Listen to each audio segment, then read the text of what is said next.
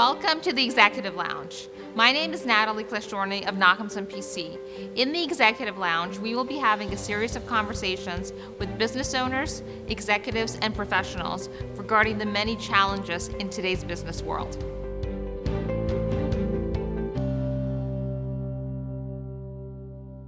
Welcome to the Executive Lounge. Our first guest today is Ron Bauman of Milk Street Marketing. Why don't you tell us how you got started in the marketing and advertising business? Sure. I started my career in the printing industry. Initially, I spent 15 years working in mostly a sales capacity. I joke that I spent 20 years trying to get out, but it was about a little over 6 years ago that I started Milk Street Marketing. And it really was an extension of my last few years in the printing business, where I had the opportunity to run their integrated marketing department at the company that I was at. Oh. And I took that as a chance to reinvent myself and reposition myself as more of a marketing executive and leader, as opposed to just the sales and business development role that I had operated within. Why the name Milk Street? It's a great question. I love answering it. I know you do. So, if you know me and I'm a diehard born and bred Philadelphian, and part of that pride really stems from, the historical aspect of this city, and, how, to me it was always such a phenomenal feeling to walk around, the streets in Old City, and, Benjamin Franklin walked around these streets, George Washington, Cradle of Liberty, birthplace of a nation. So, Sure. Always a point of pride for me.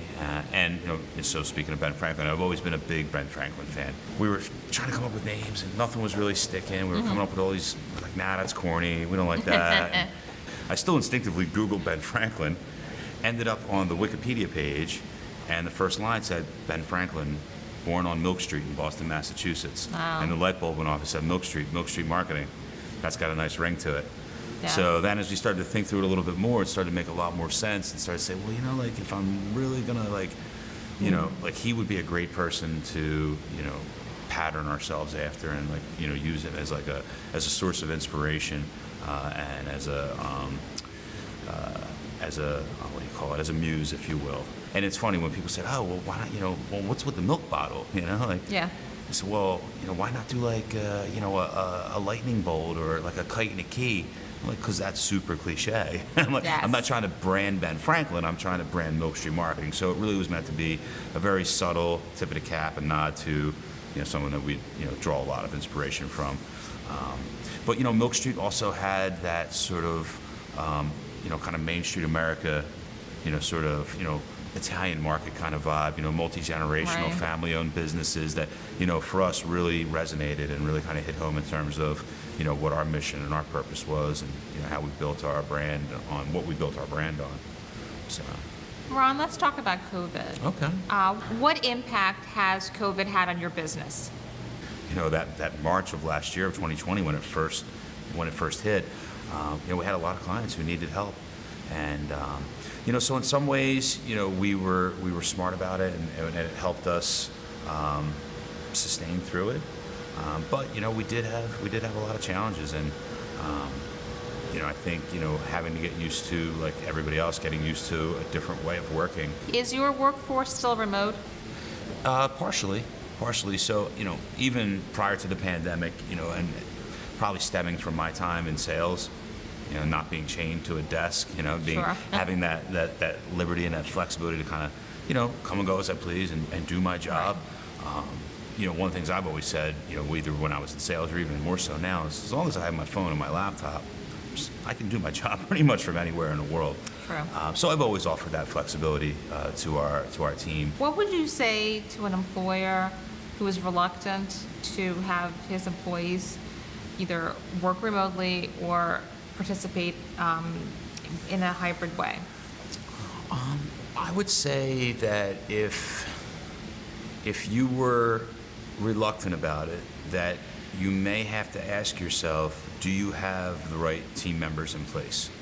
Because if you have the right team members in place, Right. and if you trust them, that really shouldn't be an issue. You should, if you have reservations about whether or not that person is really working from home, then you have to ask yourself, is that the right person for your team? What do you see for the next 5 years for Milk Street? I see a lot of growth. I see us bringing on more talented people. I see us continuing to raise the level and the quality of the work that we do and the clientele that we work with. It's sort of one of those sales paradigms is when when you're first getting your start, you just kind of take whatever you can get, but you get to a point where you really, just like we want to have the right people on the team, we want to have the right type of clients that we work with, people who appreciate what we do, who are respectful of our team, and the time and effort that we put into it. What is your perspective about the city of Philadelphia, being Philadelphia business owner? Philadelphia, as I mentioned, I'm a diehard, born and bred Philadelphian, so it's always going to be a predominant factor in Milk Street's future.